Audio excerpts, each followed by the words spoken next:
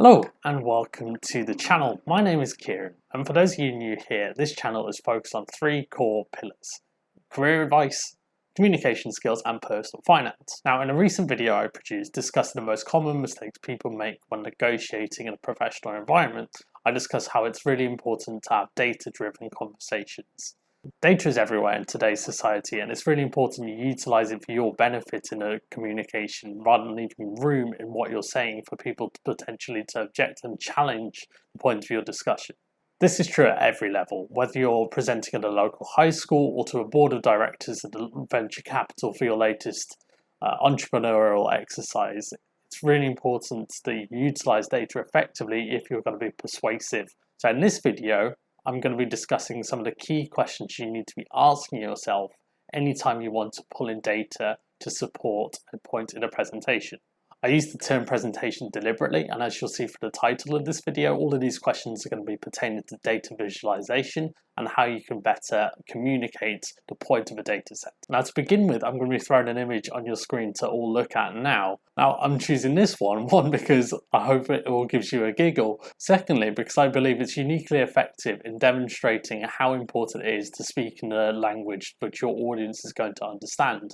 And in order to choose the correct language, you need to know who's in your audience to begin with. The same is true for this channel. The core audience for this channel is young professionals, speaking with millennials between 20-30 years old.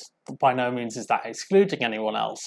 However, that's the most common demographic here, so in order to speak the language of TikTok rather than MySpace. So once you've identified who you're presenting to, you need to be asking yourself, how well do they know the data set? Now, to demonstrate this point, I've pulled up a data set, and depending on your audience, this data set is either going to be extremely familiar or it could be completely alien. If you're speaking to a load of hedge fund managers, all of them are going to know this is a list of the S&P 500.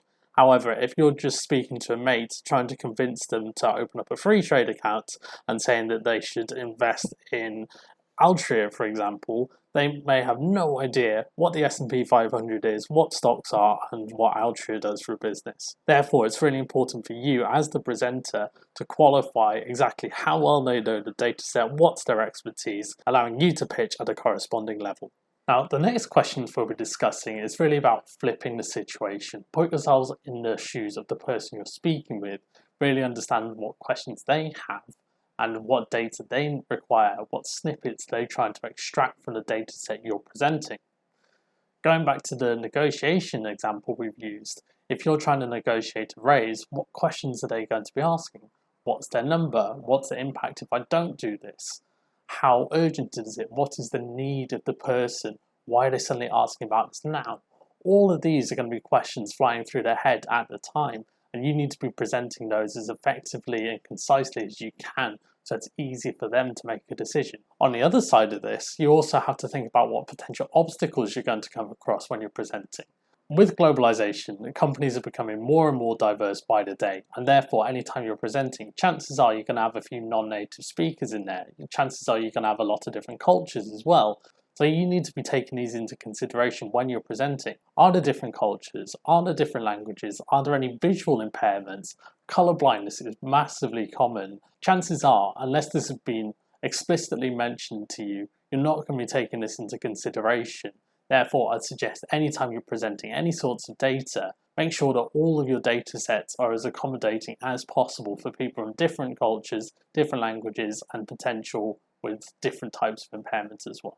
Finally, I'm going to be giving you a really helpful checklist. This is something I'd encourage all of you to really measure yourself against anytime you're presenting in any format where data is involved. A good way of remembering this is simply your hand.